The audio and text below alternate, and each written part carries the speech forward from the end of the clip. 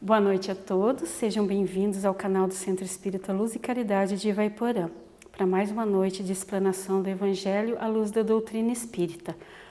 Hoje a nossa explanadora vai ser a irmã Edla Capelari e ela vai estar falando para a gente sobre o capítulo 9, Bem-aventurados os brandos e os pacíficos, sobre a obediência e a resignação.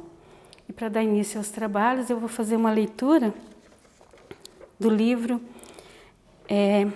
Taça de Luz, psicografia de Chico Xavier pelo Espírito Emmanuel. Possuir. Bem-aventurados os brandos de espírito, porque possuirão a terra. Com esta afirmação do Senhor, podemos reconhecer que há diferença fundamental entre possuir e ser possuído. Vemos conquistadores de nome célebre que julgam senhorar terras e haveres, acabando sob o domínio da perturbação e da morte. Observemos caluniadores eminentes, presumindo-se detentores das maiores expressões de apreço público, caindo sob o império de amargosas desilusões. Anotamos a presença de gozadores inveterados que, em seu guindado, ao ápice dos mais extravagantes prazeres, descem, apressados aos precipícios da desesperação e do tédio. Contemplamos usuários aparentemente felizes, acreditando-se com direito exclusivo sobre cofres repletos, em que amontoam perigosos enganos. Repentinamente despojados de todos os valores fictícios de que se supõem eternos depositários, arrojando-se em desvario as linhas abismais da loucura.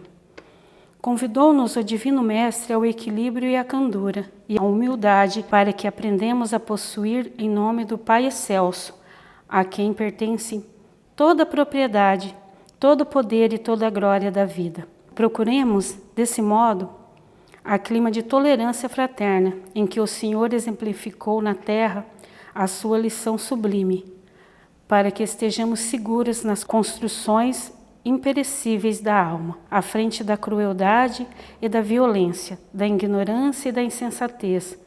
Mantenhamos acesa a chama do amor, à maneira da fonte límpida que, servindo e cantando, corrige os rigores da paisagem e fecunda o seio da terra.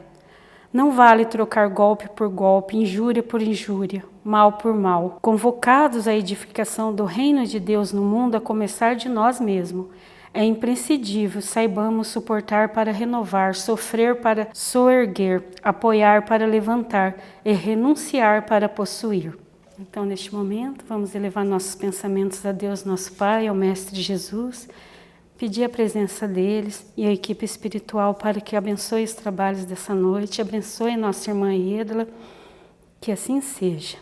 Boa noite a todos, que Deus nosso Pai nos abençoe nesta noite, que vamos falar sobre o capítulo 9, Bem-aventurados os que são brandos e pacíficos, especificamente na parte denominada Instruções dos Espíritos, uma mensagem do Espírito Lázaro, recebida em Paris, 1863, intitulada Obediência e Resignação. Vamos iniciar falando sobre obediência, e obediência no dicionário Aurélio significa cumprir uma ordem, aceitar uma determinação, respeitar uma lei ou mandato, respeitar um superior ou uma pessoa mais velha. Como exemplos de obediência no nosso dia a dia, podemos dizer: um filho obedece os pais, um empregado obedece seus superiores, um homem que vive em sociedade, um cidadão, obedece às leis da sociedade. Mas, infelizmente, quando falamos sobre obediência, costumamos relacionar obediência com abaixar a cabeça para tudo, ou com submissão. Mas então o que significa obediência no sentido evangélico?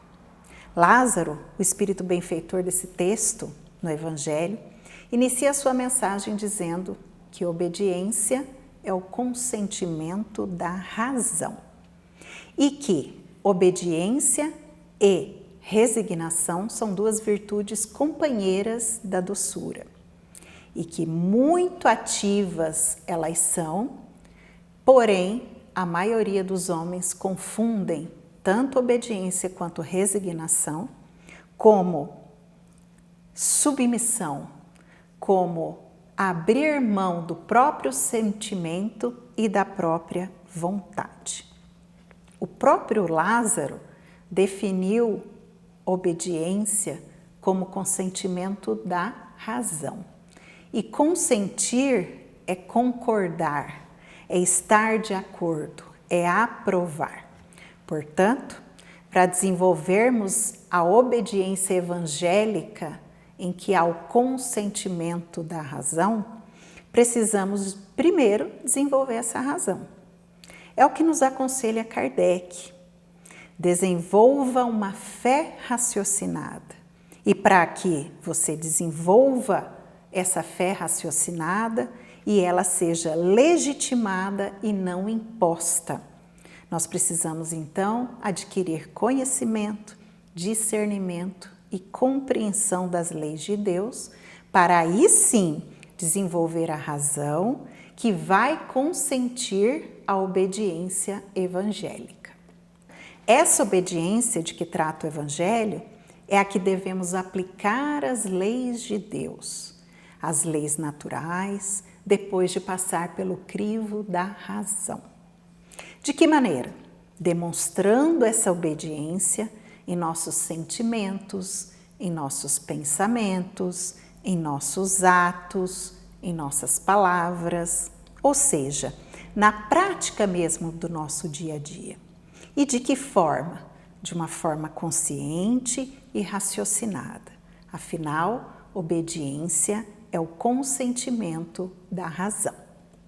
Vejamos, não há uma anulação da vontade ou uma anulação do sentimento em obedecer. E não há uma imposição, mas sim uma escolha consciente e, portanto, o pleno exercício do livre-arbítrio de forma consciente e comprometida com as consequências, boas ou ruins, que virão de acordo com as escolhas feitas, tanto para os outros como para nós mesmos. O benfeitor Lázaro nos ensina em sua mensagem que a obediência é uma virtude ativa, uma vez que requer do espírito um grande esforço para lutar contra o orgulho, a vaidade e o egoísmo. Então, obedecer está muito longe de ser um ato de subserviência e submissão. E para desenvolvermos essa obediência evangélica ativa, conforme recomenda Kardec e o Espírito Lázaro, basta seguirmos os ensinamentos do nosso guia e modelo Jesus. O próprio Mestre nos advertiu sobre a obediência ativa às leis de Deus quando nos disse: nem todos os que me dizem Senhor, Senhor, entrarão no reino dos céus, mas somente aqueles que fazem a vontade do meu Pai que está nos céus. Apenas conhecer as leis de Deus, estudar as leis de Deus e se declarar um cristão sem procurar colocar essas leis em prática no nosso dia a dia, sem lutar contra as nossas más tendências, sem praticar o bem e a caridade, não podemos dizer que desenvolvemos a obediência ativa. Pois bem, nos disse Jesus também, assim também a fé, sem obras, é morta por si mesma. No sentido evangélico, se a obediência é o consentimento da razão, e segundo Lázaro, a resignação é o consentimento do coração. No dicionário Aurélio, resignação significa conformação, concordância. Resignação, que nós costumamos associar com passividade, subserviência e acomodação, é, na verdade, a aceitação plena, mais ativa, das consequências dos nossos atos passados, dessa ou de outras existências, que fabricaram o nosso hoje. E da mesma forma que obedecer não deve ser um ato cego, resignar-se também não significa cruzar os braços e esperar para ver o que acontece. Ou não significa também uma aceitação passiva dos acontecimentos. Ela também é, assim como a obediência, uma virtude ativa. Nenhum de nós está isento da visita da dor e do sofrimento, mas o ser resignado não se prostra diante do sofrimento, esperando para ver o que acontece.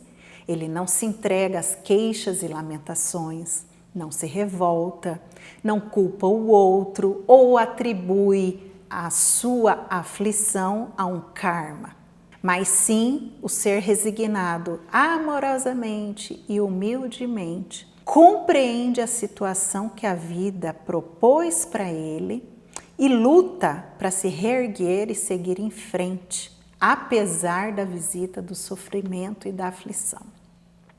O que não implica dizer que não vai doer, o que não implica dizer que a aflição não virá nos visitar quando nos tornarmos resignados. O resignado entende que, sejamos ou não resignados diante de uma situação de aflição, a lei natural será cumprida em nossas vidas, pois bem sabemos, a semeadura é livre, mas a colheita é obrigatória. Resignar-se é compreender e aceitar que o homem é um espírito imortal e que está de passagem no planeta Terra, onde ele veio para progredir.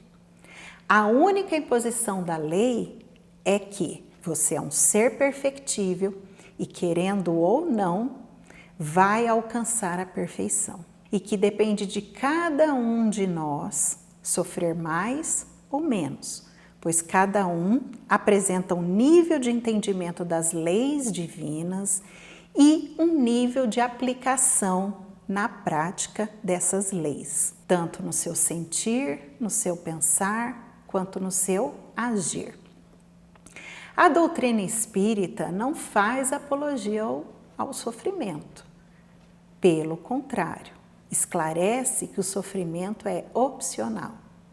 Em contrapartida, a dor é uma ferramenta de evolução, é um meio poderoso de educação para as almas. Quanto mais obediência e resignação desenvolvemos, mais evoluídos ficamos.